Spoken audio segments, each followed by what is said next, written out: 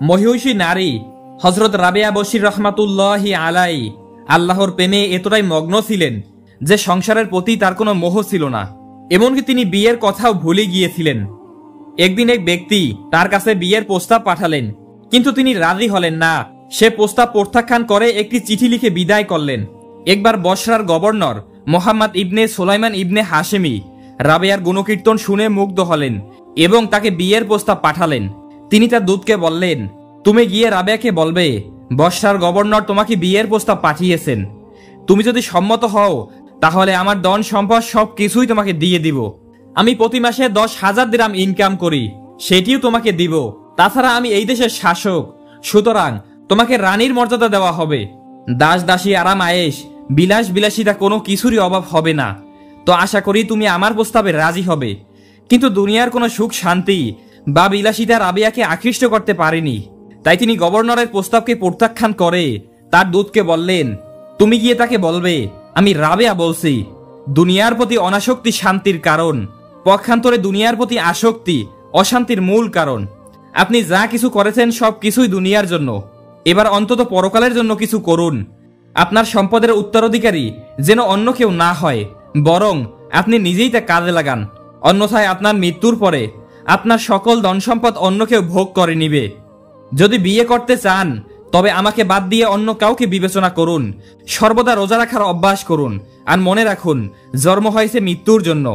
রাবেয়া আরো বললেন, আপনাকে আল্লাহ যে সম্পদ দিয়েছেন তার কয়েক গুণ যদি আমাকে দেন তবুও আমি আনন্দিত হব না বা আপনার প্রস্তাবে রাজি হব না, কারণ আমি এক মুহূর্তের জন্য আল্লাহর নৈকট্য থেকে দূরে থাকতে চাই না। এই জবাবে গভর্নর অত্যন্ত লজ্জিত ও চিন্তিত হলেন। একদিন এক ব্যক্তি রাবেয়া বশির কাছে এসে জানতে চাইলেন, আপনি কেন বিবাহ করছেন না? তিনি উত্তর দিলেন, আমি 3টি কারণে বিবাহ করছি না। যে ব্যক্তি এই 3টি সমস্যার সমাধান করতে পারবে আমি তাকেই স্বামী হিসেবে গ্রহণ করব। লোকটি মনে মনে ভাবল, নারীদের সমস্যাগুলো তো সহজ, নিশ্চয়ই আমি সমাধান করতে পারবো। তিনি বললেন, ঠিক আছে, আপনার সমস্যাগুলো আমাকে খুলে বলুন। তখন রাবেয়া 3টি প্রশ্ন করলেন। রাবেয়া বললেন, আমি ঈমানের সাথে কবরে যেতে পারবো কিনা? লোকটি হতাশ হয়ে গেল। তিনি বললেন, এর উত্তর আমি কিভাবে দেব? এরপর রাবেয়া প্রশ্ন করল, হাসরের ময়দানে আমার আমলনামা ডান হাতে পাওয়া যাবে কিনা? লোকটি জবাব দিল, এটা তো আল্লাহ ছাড়া আর কেউ জানে না। এবার রাবেয়া আবারও প্রশ্ন করলেন, বিচারের পর আমি জান্নাতে যাব নাকি জাহান্নামে? এই কথা শুনে লোকটি বলে উঠল, এই 3টি প্রশ্নের উত্তর তো আল্লাহ ছাড়া আর কেউ দিতে পারবে না। তখন রাবেয়া বশরি বললেন, তাহলে তোমরা আমাকে বিয়ের জন্য বিরক্ত করছো কেন? আমি তো এই চিন্তায় অস্থির। এর উপর আবার স্বামী গ্রহণ করে আর একটা চিন্তায় অস্থির হতে চাই না। একবার বিখ্যাত ইসলামিক পণ্ডিত হাসান বশির রহমাতুল্লাহি আলাই রাবেয়াকে প্রশ্ন করলেন, হে রাবেয়া, তোমার কি বিয়ের ইচ্ছা নেই? রাবেয়া জবাব দিলেন, হুজুর, যার শরীর আছে তারই তো বিয়ের প্রয়োজন, কিন্তু আমার তো কোনো শরীর নেই। এই যে দেহ আপনি দেখছেন এটা আসলে আমার নয়, অনেক আগেই একে আমি সৃষ্টিকর্তার কাছে অক্ষ করে দিয়েছি। সুতরাং আমার বিয়ের ব্যাপারে আমাকে কখনোই কোনো প্রশ্ন করবেন না। এই কথা শুনে হাসান বশির রহমাতুল্লাহি আলাই অবাক ও লজ্জিত হলেন। এরপর তিনি আর কখনোই রাবেয়ার বিয়ে নিয়ে কোনো কথা বলেননি। একদিন একটি ধনী ব্যক্তি রাবেয়া বশির জন্য কিছু উপহার নিয়ে এলেন, কিন্তু তিনি এসে তার দরজার সামনে দাঁড়িয়ে রইলেন। এমন সময় সেখানে উপস্থিত হলেন হযরত হাসান বশির রহমাতুল্লাহি আলাই। তিনি লোকটিকে চিনতে পারলেন এবং জিজ্ঞাসা করলেন, আপনি এখানে কি করছেন? আপনার এখানে কি কাজ আমাকে বলুন। লোকটি বলল, হুজুর, আমি মহিষী নারী হযরত রাবেয়া বশির জন্য উপহার সামগ্রী নিয়ে এসেছি, কিন্তু তাকে দেওয়ার সাহস পাচ্ছি না। যদি তিনি প্রত্যাখ্যান করেন, হুজুর, আপনি যদি আমার পক্ষ থেকে একটু সুপারিশ করতেন তাহলে হয়তো তিনি এগুলো গ্রহণ করতেন। হাসান বশির রহমাতুল্লাহি আলাই তখন রাবেয়ার ঘরে প্রবেশ করলেন এবং বাইরে দাঁড়িয়ে থাকা লোকটির ব্যাপারে অনুরোধ করলেন। রাবেয়া বশরি তার দিকে তাকিয়ে বললেন, যে ব্যক্তি আল্লাহর পথে শিরক করে, যে ব্যক্তি আল্লাহর পথে নিন্দা করে, তবু আল্লাহ তার রিজিক বন্ধ করেন না, তাকে বিপদ দিয়ে ধ্বংসও করেন না। পক্ষান্তরে যে ব্যক্তি আল্লাহর প্রেমে মত্ত হয়ে দুনিয়ার সবকিছু বিসর্জন দেয়, আল্লাহ তাকে না খাইয়েই বাঁচিয়ে রাখেন। এসব মহান আল্লাহর অসীম কুদরতের প্রকাশ। যেদিন থেকে আমি আমার রবের প্রেমের সন্ধান পেয়েছি এবং তার প্রেমের সুধা পান করে তৃপ্তি পেয়েছি, সেদিন থেকে আমি কারো মুখোপেক্ষী নই। যেই ব্যক্তির উপহারের অর্থ হালাল না হারাম আমি তো জানি না, তার দেওয়া বস্তু আমি কিভাবে গ্রহণ করি? বলুন হুজুর, এটা কি আমার জন্য শোভনীয়? এই কথা শুনে হাসান বসরি রহমাতুল্লাহি আলাই একেবারে চুপ হয়ে গেলেন। বাহিরে দাঁড়িয়ে থাকা সেই ধনী ব্যক্তি তার সকল কথা শুনে কোনো কথা না বলে সে ফিরে গেলেন। যৌবন থেকে মৃত্যুর পূর্ব পর্যন্ত রাবেয়া বসরি কখনোই বিয়ে করেননি। তিনি সারা জীবন চিরকুমারী ছিলেন। একদিন বিখ্যাত সুফি সাধক সুফিয়ান শাউরি রহমাতুল্লাহি আলাই রাবিয়ার অসুস্থতার খবর পেয়ে তাকে দেখতে গেলেন। তিনি তখন বললেন, আপনি যদি আল্লাহর কাছে একবার প্রার্থনা করেন তবে নিশ্চয়ই তিনি আপনার অসুস্থতা দূর করে দিবেন। রাবিয়া তাকে উদ্দেশ্য করে বললেন, হে সুফিয়ান, আপনি কি জানেন না আমি কার ইচ্ছায় অসুস্থ? সুফিয়ান বললেন, অবশ্যই আল্লাহর ইচ্ছায়। রাবিয়া তাকে বললেন, যদি আল্লাহর ইচ্ছায় আমি অসুস্থ হয়ে থাকি তবে কেন তার ইচ্ছার বিরুদ্ধে গিয়ে আমি আমার জন্য আরোগ্য প্রার্থনা করব? আমি এই কাজ কখনোই করতে পারবো না। এই কথা শুনে সুফিয়ান অবাক হয়ে গেলেন এবং এ বিষয়ে আর কিছুই বললেন না। অন্য একদিন তার আরেক বন্ধু মানিক দিনার রাবেয়ার অসুস্থতার খবর পেয়ে তাকে দেখতে গেলেন। তিনি দেখলেন রাবেয়া ঘাসের মাদুরের উপর শুয়ে রয়েছেন। মাথার নিচে বালিশের পরিবর্তে রয়েছে একটি ইট, আর পানি পানের জন্য রয়েছে একটি ফাটা কলসি। এই দৃশ্য দেখে মানিক দিনার খুবই কষ্ট পেলেন। তিনি তখন বললেন, আমার অনেক ধনী বন্ধু রয়েছে, আপনি চাইলে আমি তাদের কাছ থেকে কিছু নিয়ে আসতে পারি। রাবেয়া হেসে বললেন, হে মানিক, আপনি কি মনে করেন আমাকে এবং ওই ধনী ব্যক্তিদের যে রিজিক দেন তিনি কি ভিন্ন কেউ? আমাদের প্রতিপালক কি আলাদা? মানিক দিনার বললেন, না না, তিনি অবশ্যই একজন। রাবেয়া বসরি বললেন, যিনি ধনীদের রিজিক দান করেন তিনি দরিদ্রের প্রতি সমান দয়ালু। তিনি কি আমাকে ভুলে গিয়েছেন? তিনি কি শুধু ধনীদের কথাই ভাবেন? মানিক দিনার চুপ হয়ে গেলেন। তিনি আর কিছুই বললেন না, কারণ তার আর বলার কিছুই রইল না। একদিন হযরত হাসান বসরি রহমাতুল্লাহি আলাই তার কিছু শিষ্য রাবেয়ার বাড়িতে এলেন। সেই সময় রাবেয়ার ঘরে মাত্র 2টি রুটি ছাড়া আর কিছুই ছিল না। তিনি লক্ষ্য করলেন অতিথিরা খুবই ক্ষুধার্ত। এখন প্রশ্ন হলো, একজন ক্ষুধার্ত মেহমানের সামনে মাত্র 2টি রুটি কিভাবে ভাগ করা যায়? রাবেয়া তাদের সাথে কুশল বিনিময় শেষে মধুর আলোচনায় তাদেরকে বুলিয়ে রাখছিলেন আর মনে মনে ভাবছিলেন কি করা যায়। এক পর্যায়ে মেহমানদের একজন রাবেয়া বসরিকে বললেন, আপনার ঘরে কি কিছু খাবার আছে? আমার খুবই ক্ষুধা পেয়েছে। রাবেয়া চিন্তিত হয়ে পড়লেন, সব সমস্যার সমাধান যে আল্লাহই করতে পারেন তার প্রমাণ এখানেই মেলে। ঠিক তখনই একজন ভিক্ষুক রাবেয়ার দরজায় হাজির হলেন। আল্লাহর উপর অগাধ বিশ্বাসী হযরত রাবেয়া বসরি তার কাছে থাকা 2টি রুটি ওই ভিক্ষুককে দান করলেন। তিনি বিশ্বাস করতেন আল্লাহর রাস্তায় কিছু দান করলে তার 10 গুণ বৃদ্ধি করে আল্লাহ ফিরিয়ে দিবেন। এই আশাতেই তিনি দান করলেন। মেহমানরা মনে মনে রাগান্বিত হলেন এবং বললেন, আমরা অনেক আগেই এখানে এসেছি এবং ক্ষুধার কথাও বলেছি, অথচ আমাদের কিছুই দিলেন না। আর একজন ভিক্ষুক আসতেই তাকে 2টি রুটি দিয়ে দিলেন। ঠিক তখনই একটি বালিকা এসে অনেকগুলো রুটি একটি পাত্রে দিয়ে বলল, আমার মনিবের স্ত্রী আপনাকে উপহার পাঠিয়েছেন। রাবেয়া সে রুটিগুলো গুনলেন, দেখলেন সেখানে 18টি রুটি রয়েছে, অথচ তিনি আল্লাহর কাছ থেকে 20টি রুটির জন্য অপেক্ষা করছিলেন। এদিক থেকে পরীক্ষা করার জন্য সেই বালিকাটি 2টি রুটি লুকিয়ে রেখেছিলেন। রাবেয়া সেটি বুঝতে পেরে বললেন, এই রুটি আমার নয়, তুমি এগুলো নিয়ে যাও। মেহমানরা আরো অবাক হলেন আর ভাবতে লাগলেন, আমরা তো খুবই ক্ষুধার্ত, আর তিনি এই রুটিও ফেরত পাঠালেন।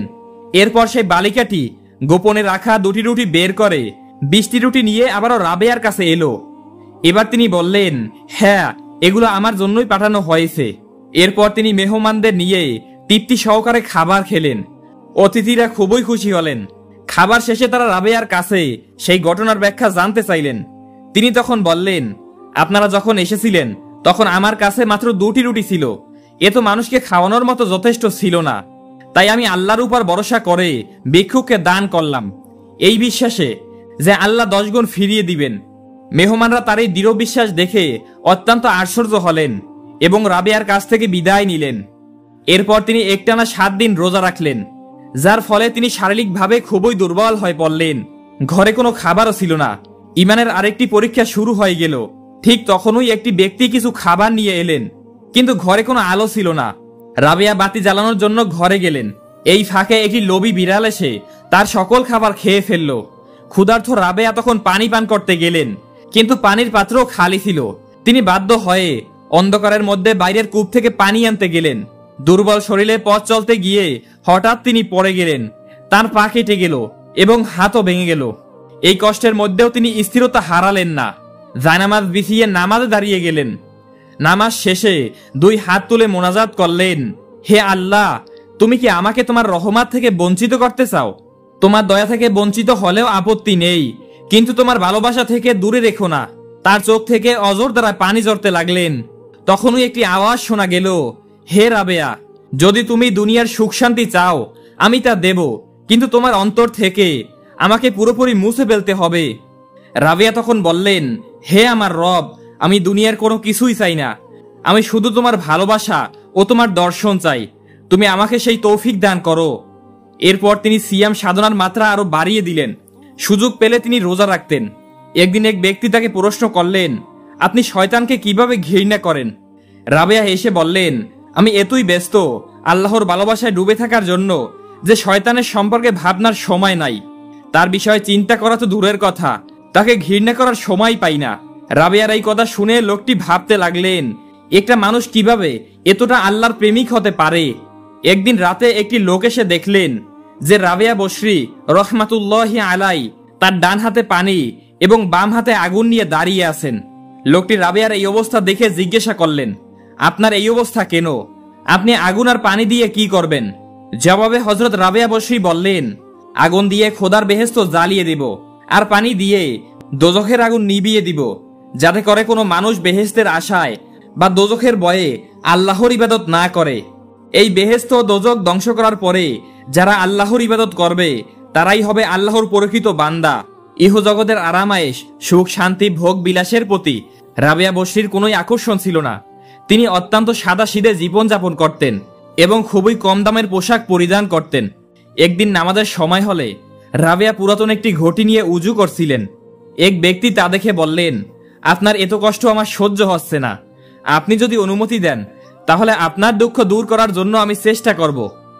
জবাবে হযরত রাবেয়া বসরি বললেন, আপনাকে যে আল্লাহ সৃষ্টি করেছেন আমাকেও সেই আল্লাহ সৃষ্টি করেছেন। আমি কি অবস্থায় আছি তা তিনি ভালো করেই জানেন এবং দেখেন। যেহেতু তিনি অন্ধ নন, তার ধন সম্পদের কোনো অভাব নেই, তাই তোমার চেষ্টায় তিনি আমার অভাব দূর নাও করতে পারেন, কিন্তু তিনি যদি ইচ্ছা করেন এক মুহূর্তের মধ্যে আমার সকল অভাব দূর করতে পারেন। অতএব আমার দুঃখ কষ্ট দূর করার জন্য তোমার প্রচেষ্টার কোনোই দরকার নেই। উক্ত ব্যক্তি লজ্জা পেয়ে চলে গেলেন। কিছুক্ষণ পরে হযরত রাবেয়া বসরির দরজার সামনে হাজির হলেন তার ওই শ্রদ্ধাভাজন গুরু স্বয়ং হযরত হাসান বসরি রহমাতুল্লাহি আলাই। রাবেয়া বসরি তাকে সালাম দিয়ে ঘরে নিয়ে গেলেন। এরপর একটানা চলতে থাকলেন গুরু শিষ্যের মধ্যে আধ্যাত্মিক জগতের আলোচনা। রাবেয়ার আলোচনায় হাসান বসরি লক্ষ্য করলেন যে রাবেয়া তার চেয়ে অধিক উচ্চতায় পৌঁছে গিয়েছে। এক পর্যায়ে হাসান বসরি জিজ্ঞাসা করলেন, হে রাবেয়া, তুমি এত মর্যাদা কিভাবে লাভ করলে? তিনি জবাবে বললেন, আমি তো কোনো কিছুই লাভ করিনি, আমি আমার সবকিছু আল্লাহর নামে উৎসর্গ করে দিয়েছি। আমি জীবাত্মাকে পরমাত্মার সাথে প্রেম লীলায় একাকার করে দিয়েছি, তাই মাওলা পাক আমাকে উচ্চ মর্যাদা দান করেছেন। একদিন রাবেয়া বসরি রহমাতুল্লাহি আলাই তার গুরু হযরত হাসান বসরি রহমাতুল্লাহি আলাইয়ের বাড়ির নিকট দিয়ে যাচ্ছিলেন। হঠাৎ রাবেয়ার শরীরে গরম পানির ফোঁটা ছিটকে পড়ল। রাবেয়া আচমকা দাঁড়িয়ে গেলেন। চারদিকে তাকিয়ে দেখলেন কোথাও মেঘ নেই, কোথাও বৃষ্টি নেই। তিনি ভাবতে লাগলেন, এই পানি কোথা থেকে এলো, তার উপর গরম পানি। অবশেষে মাথার উপরে তাকাতেই দেখলেন ছাদের উপর বসে তার ওই শিক্ষাগুরু হাসান বসরি রহমাতুল্লাহি আলাই অজর দ্বারায় কান্না করছেন। তার ওই চোখের পানি হযরত রাবেয়া বসরির গায়ে ছিটকে পড়ছিল। রাবেয়া তখন বললেন, শিক্ষাগুরু, আপনি গৌরব অহংকার ছেড়ে দিন এবং গৌরব অহংকার ছাড়া কাঁদতে থাকুন। দেখবেন মনে আনন্দ পাবেন, শান্তি পাবেন, আর খোদার প্রেম লাভ করতে পারবেন। হাসান বসরি রহমাতুল্লাহি আলাই তার এই কথা শুনে কান্না থামালেন। একদিন রাবেয়া বসরি হজ পালনের জন্য মন স্থির করলেন। সেই সময় যাতায়াতের জন্য গোড়া উট বা গাদার পিঠে মানুষ চলাফেরা করত। তবে এসব বাহনে সব শ্রেণীর মানুষ চলাফেরার সুযোগ পেত না, ধনী শ্রেণীর মানুষেরাই সুযোগ পেতেন। দূরের পথ হলেও এবার কোনো যানবাহন নয়, পায়ে হেঁটে হজ পালন করার ইচ্ছা করলেন তিনি। পবিত্র মক্কার উদ্দেশ্যে তিনি পায়ে হেঁটেই রওনা করলেন। দীর্ঘ পথ চলতে চলতে এক পর্যায়ে তিনি অসুস্থ হয়ে গেলেন, কিন্তু তিনি থেমে থাকলেন না। হামাগুড়ি দিয়ে পথ চলতে লাগলেন। প্রায় পৌঁছে গেলেন কাবার কাছাকাছি। অপরদিকে ইব্রাহিম বিন আদহাম পায়ে হেঁটে অধিক নেকির প্রত্যাশায় হজ করার উদ্দেশ্যে রওনা করলেন। যদিও তিনি রাবেয়ার অনেক আগেই রওনা করেছিলেন, তবু তিনি কিছু দূর হাঁটতেন, আবার 2 রাকাত নফল নামাজ পড়তেন। এভাবে অনেক সময় লাগিয়ে অনেক ইবাদত করে ধীরে ধীরে এগোতে লাগলেন কাবার দিকে, আর মনে মনে গর্ববোধ করতে লাগলেন, এই যুগে আমার মতো ইবাদতকারী আর হয়তো কেউ নেই। কাবার দ্বার প্রান্তে পৌঁছে ইব্রাহিমের গর্ব ভেঙে গেল। তিনি দেখলেন কাবা শরীফ তার যথাস্থানে নেই। হতবাক হয়ে তিনি দু হাত তুলে মোনাজাত করলেন, হে আল্লাহ রব্বুল আলামিন, কাবাঘর তো আগের স্থানে নেই, আমি তো দেখতে পাচ্ছি না। এটা কি আমার ভাগ্যের দোষ না আমার চোখের দোষ? আল্লাহ তাআলা তখন আওয়াজ দিয়ে জানিয়ে দিলেন, হে ইব্রাহিম বিন আদহাম, এটা তোমার ভাগ্যের দোষ নয়, তোমার চোখের দোষও নয়, তুমি ঠিকই আছো। আসলে ব্যাপারটা হচ্ছে এই যে আমার এক বিশেষ বান্দি কাবাঘর জিয়ারত করতে আসছে, তার সম্মানে স্বয়ং কাবাঘর তাকে স্বাগত জানাতে তার কাছে চলে গেছে। একটু অপেক্ষা করো, অল্প সময়ের মধ্যেই কাবাঘর তার যথাস্থানে ফিরে আসবে। এই কথা শুনে ইব্রাহিম বিন আদহামের বুল ভেঙে গেল। তিনি অবাক হয়ে গেলেন। তিনিও স্থির থাকতে পারলেন না। ভাবলেন, এমন এক মহান বান্দিকে আমার দেখতেই হবে। তাই তিনি রাবেয়ার দিকে চলে গেলেন। তিনি গিয়ে দেখলেন রাবেয়া বসে ফিসফিস করে কাবাঘরের সঙ্গে কথা বলছেন যে, হে কাবা শরীফ, তুমি এখানে এসেছো কেন? তোমাকে তো আমি চাই না, আমি তোমার জন্য এখানে আসিনি। আমার কাছে তুমি আকর্ষণীয় নও, কারণ তুমি কেবলমাত্র একটি পাথর। আমি এসেছি সেই মহান সত্তার সন্তুষ্টি লাভের জন্য, যিনি আমাকে তৈরি করেছেন এবং তোমাকে সৃষ্টি করেছেন। রাবিয়ার মুখে এসব কথা শুনে ইব্রাহিম বিন আদহাম অবাক হয়ে গেলেন। হঠাৎ কাবা শরীফ আগের স্থানে ফিরে গেল। তিনি রাবিয়ার কাছে জিজ্ঞাসা করলেন, হে রাবিয়া, তুমি এভাবে অশান্তি করছো কেন? রাবিয়া বললেন, অশান্তি আমি সৃষ্টি করিনি, বরং আপনি করছেন। আপনি পথে পথে নামাজ পড়ার কারণে যে সময় লাগার কথা ছিল তার চেয়ে অনেক বেশি সময় নিয়েছেন, কিন্তু আমি আমার নিয়তের উপর অটল থেকে ভক্তি সহকারে পথ অতিক্রম করেছি। তাই প্রকৃত পক্ষে অশান্তি আপনি সৃষ্টি করেছেন, আমি নই। তখন হযরত রাবিয়া বসরির কথা শুনে ইব্রাহিম বিন আদহাম বিস্মিত হলেন। তিনি নিজের ভুল বুঝতে পেরে আল্লাহর দরবারে ফরিয়াদ করলেন এবং বললেন, হে আল্লাহ, আমি ভেবেছিলাম আমার চেয়ে বড় কোনো উপাসক নেই, কিন্তু আজকে বুঝলাম আমার ধারণা ভুল ছিল। তোমার অনেক প্রিয় বান্দা আছে যাদের তুলনায় আমি কিছুই নয়। রাবেয়া কখনোই পার্থিব সুনামের জন্য ইবাদত করতেন না, বরং একমাত্র আল্লাহর সন্তুষ্টির জন্যই ইবাদত করতেন। তিনি খোদার প্রেমে এতটাই মগ্ন ছিলেন যে তার কাছে কান্না করাই ছিল সবচেয়ে আনন্দের কাজ। একবার এক ব্যক্তি তাকে জিজ্ঞাসা করলেন, আপনি এত কাঁদেন কেন? রাবেয়া উত্তরে বললেন, আমি দোজখের ভয়ে কাঁদি না, আবার বেহেশতের আশাতেও কাঁদি না। আমি কাঁদি এই ভয়ে যে যদি কোনো ভুলের কারণে আল্লাহর প্রেম থেকে বঞ্চিত হয়ে যাই। তখন সেই ব্যক্তি বললেন, হে রাবেয়া, আপনি তো খোদার প্রেম লাভ করে ধন্য হয়েছেন, তাহলে এত কান্না করার কারণ কি? রাবেয়া বললেন, যদি আমার মৃত্যুর আগে কেউ এসে বলে তোমার প্রভু তোমাকে ত্যাগ করেছেন, তাহলে আমার কি হবে? এই ভয়েই আমি কাঁদি। একদিন তিনি আল্লাহর দরবারে হাত তুলে ফরিয়াদ করলেন, হে আল্লাহ রব্বুল আলামিন, আমি দুনিয়ার কোনো স্বার্থে তোমাকে ডাকছি না, তাই দুনিয়ার সকল মঙ্গল তুমি যদি আমার শত্রুদেরও দিয়ে দাও, আমি তাতেও রাজি আছি, কারণ আমি তোমার প্রেম ছাড়া আর কিছুই চাই না। আর যদি তুমি পরকালের শান্তি আমার জন্য নির্ধারণ করো, তাহলে তা তোমার প্রিয় বান্দাদের মধ্যে সমানভাবে ভাগ করে দাও। আমি বেহেশতের উপাসক নই, আমি শুধু চাই তোমাকে। রাবেয়া আল্লাহর প্রেমে এতটাই মগ্ন ছিলেন যে শত দুঃখ কষ্টের মধ্যেও তিনি কখনোই অভিযোগ করতেন না। একবার পথ চলতে গিয়ে তিনি হঠাৎ একটি দেয়ালে প্রচন্ড আঘাত পান। ব্যথা এত তীব্র ছিল যে সাধারণ কোনো মানুষ হলে সেখানেই অজ্ঞান হয়ে যেত, কিন্তু তিনি বিন্দুমাত্র আর্তনাদ করলেন না। সাথীরা অবাক হয়ে জিজ্ঞাসা করলেন, আপনি এত বড় আঘাত পেয়েও কিভাবে স্থির থাকলেন? রাবেয়া তখন বললেন, যা কিছু ঘটে তা সবই আল্লাহর ইচ্ছায় হয়, আমি কিভাবে তার সিদ্ধান্তের বিরুদ্ধে অভিযোগ করি? আল্লাহ যা করেন তাতে আমার মঙ্গল লুকিয়ে থাকতে পারে। এরপর তিনি দুই হাত তুলে মোনাজাত করলেন, হে মহান রব, আমি দুনিয়া বা পরকালের কোনো স্বার্থের জন্য তোমার ইবাদত করি না, আমি তোমার ইবাদত করি শুধুমাত্র তোমার প্রেমের তাগিদে। হে আল্লাহ, তুমি আমাকে তৌফিক দান করো যেন আমি আমার শেষ নিঃশ্বাস পর্যন্ত তোমার ইবাদতে লিপ্ত থাকতে পারি। একদিন রাবেয়ার দরিদ্র অবস্থা দেখে এক ব্যক্তি বললেন, আপনার এই কষ্ট দূর করার জন্য আল্লাহর কাছে দোয়া করেন না কেন? তিনি তো সব অভাবই দূর করতে পারেন। রাবেয়া বললেন, আপনি কি মনে করেন যে আল্লাহ শুধু ধনীদেরই ভালোবাসেন আর গরিবদের অপছন্দ করেন? কিন্তু এটা সত্যি নয়, বরং তিনি যাদেরকে ভালোবাসেন তাদেরকে দরিদ্রের পরীক্ষা করেন। এজন্যই রাসূল সাল্লাল্লাহু আলাইহি ওয়াসাল্লাম বলেছেন, ধনীদের তুলনায় সমান আমলকারী গরিব 500 বছর আগেই জান্নাতে প্রবেশ করবে। এরপর সেই ব্যক্তি চলে গেলেন। কিছুক্ষণ পরে আরেকজন এলেন। এবং রাবেয়ার কাছে জিজ্ঞাসা করলেন, আপনি তো খোদার প্রেমে এতটাই মগ্ন হয়ে গেছেন যে কখনো কি তার কাছে কিছু চান না? রাবেয়া বললেন, আল্লাহ তো সব জানেন, সবই দেখেন, তাহলে আমি কেন চাইব? তিনি যদি কিছু দিতে চান তাহলে তিনি নিজেই দেবেন। এক ব্যক্তি রাবেয়া বসরিকে জিজ্ঞাসা করলেন, আপনি কেন প্রতিদিন 100 রাকাত নামাজ পড়েন? রাবেয়া উত্তরে বললেন, হে ভাই, আমি কোনো প্রতিদানের আশায় বা নিজের গৌরবের জন্য নামাজ আদায় করি না। আমি নামাজ পড়ি আমার প্রিয় নবী সাল্লাল্লাহু আলাইহি ওয়াসাল্লামকে খুশি করার জন্য। আমি চাই তিনি যেন কিয়ামতের দিন অন্যান্য নবীদের সামনে আমার ইবাদত নিয়ে গর্ব করতে পারেন।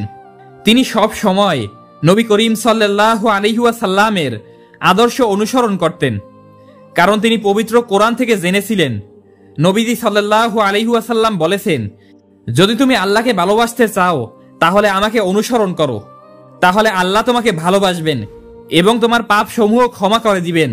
তিনি তো পরম ক্ষমাশীল।